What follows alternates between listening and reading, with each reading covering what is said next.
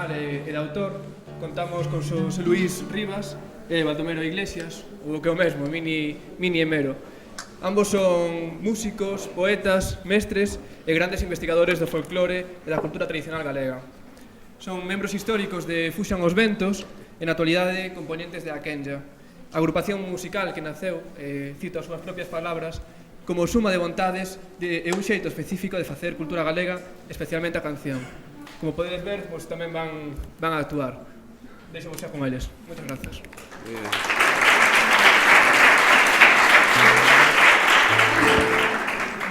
Boa tarde, este dos pelos menos curtos e Mini.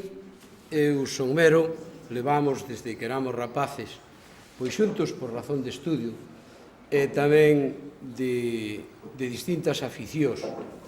O certo é que seduciunos desde moi novos a recuperación de nós. Tuvémonos que recuperar a nós fomos escolarizados en castelán e cando collemos un pouco de uso de razón démonos conta de que o noso non era aquelo e que tiñamos que volver ao noso e recuperalo. Tardamos algún tempo, non foi doado, estaba mal visto e tiña todos os atrancos posibles. Empezamos por querer recuperar a nosa música, porque nos gustaba a música, a palabra, e terminamos namorándonos da nosa tradición, da nosa cultura. Se o noso país fose un país normal, normalizado, pois nos cantaríamos seguro música tradicional, porque é preciosa, porque é moi bonita. Moitos que a ignoran, rexeitana, porque non a coñecen, e nós sabemos que ten unha pila de valores, como teñen pois a lingua, como ten todos os aspectos da cultura. Non sei se alguén vos lo contou, pero os valores da nosa cultura son que teñen uns elementos de cohesión social que nos aproximan, que son quen de facernos un grupo estable, homoxéneo, e que decimos e falamos, alimentámonos, soñamos, imaginamos as mesmas cousas. E precisamente por iso sentímonos integrados nunha sociedade moi boa e moi digna, que xa digo, repito, por ignorada, moitas veces se rexeita.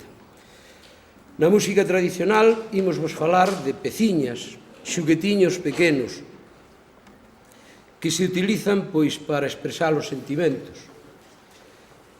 En principio, para que saibades, hai unhas pezas que a nivel mundial se consideran como aquelas máis fondas e profundas nos foros internacionais de culturas tradicionais. Fálase deste tipo de pezas como a mesma tesitura e altura dos cantos espirituais negros. Son os alalás. Os alalás son pezas breves nos que o cantor son cantos solitarios. Non son para cantarlle a xente, son para cantar pa son cantos para devolverse a si mesmo a satisfacción de cantar, para sentirse a gusto. Nos alalás prodúcese, sobre todo ao final desa frase que se canta, que se interpreta, prodúcese unha deixadez da palabra para quedarse únicamente en melodía, no ailalelo, ailalalo final, que non di nada, pero que expresa as ramificacións últimas dese sentimento expresado anteriormente. Tedes que pensar que o alalá é un pequeniño poema. Hai quen di, por exemplo, que a poesía hai que estudiala nos libros, e non é certo. O noso pobo, a nosa xente, desde hai moito hasta hai pouco, gustaba da poesía. Gustaba da poesía para cantala, para masticala, para dicila. Casi todo era poesía, e casi todo se condensaba en poesía.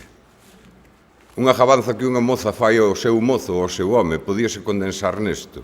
O día que meu caseito da noite choviu neve, ben podía chover viño que o meu amor ben o bebe. Ou podíase condensar en antes do mundo ser mundo, antes de meu pai nacer, ainda eu non tiña ollo, rabeaba por te ver. Ou podíase condensar en vou vos dar a despedida por riba da gramalleira, o que non sea da casa vaya deixando a lareira. Que é unha maneira de dicir, oi, ide vos que estades tocando a zoca, non? Todo isto, que son poesías en 4 versos, que se condensan aí, todo un sentimento, toda unha maneira de ver a vida, era a poesía que construía a cotío habitualmente a nosa xente. A nosa xente comunicábase moitas veces por poesía. O alalá é unha poesía íntima, que un canta para sí, como vos decía Mero, e que nunca canta ese alalá 2 veces iguais, aínda que o repita un tras doutro. Neste tempo, apañando nos nabos, que era nunha economía de subsistencia e autárquica como a que tiñamos non hai moito, hai 30 anos para atrás, pois era algo que se facía neste tempo. As mulleres iban con estas xiadas que caen, iban a apañar os nabos, a apañar os grelos, e cantaban. E na parroquia sabíase quen estaba no naval de baixo, quen estaba no naval de riba, pola melodía que cantaba ou pola voz que tiña. Hoxe non se sente porque hai 40 aparatos en cada casa, zumbando música ou zumbando caña, e está o trator de non sei quen, está o coche de non sei quen, é dicir, non se pode xa facer. Isto morreu precisamente pola maquinaria. Pola maquinaria porque deixamos de ter xente na aldea, quedamos 4 vellos nada máis, e 4 matados novos. Pois ben, un alalá podía ser este. E a vida do carreteiro non hai vida como ela.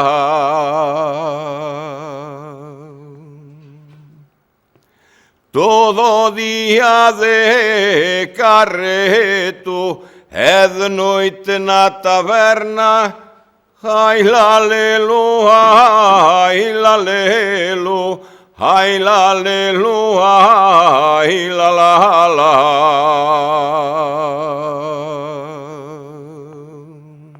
Para un traballo no rural era fácil esta melodía, porque eu podía estar facendo calquera cousa.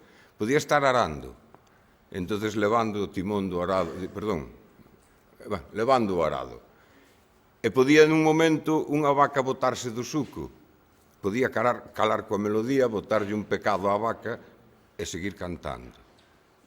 Ou podía encender un cigarro, ou podía saudar un veciño que pasaba, calquera cousa. E permitíame, era unha melodía moi repetitiva, unha melodía que eu tiña interiorizada. Vou vos contar unha historia. Non hai moito, eu teño unha filla noviña, un deses pinchazos que temos as parellas. Tardíos, pero unha bendición que aparece cando xa casi non é pai, é avó, non? Sendo pequeniña de 4 ou 5 anos, eu estaba castrando mel dunha colmea, e era casi noite e veu a meterme un susto.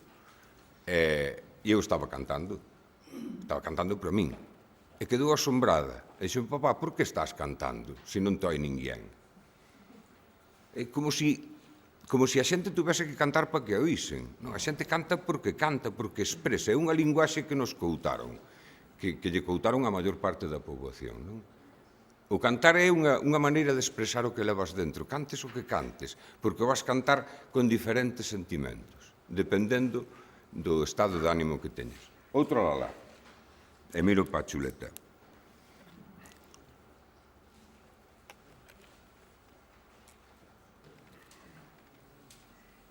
E o señor cura miroume, díxome que era galana, señor cura miudín, a usted non lle importa nada e eu non queiro. Isto é da Fonsagrada.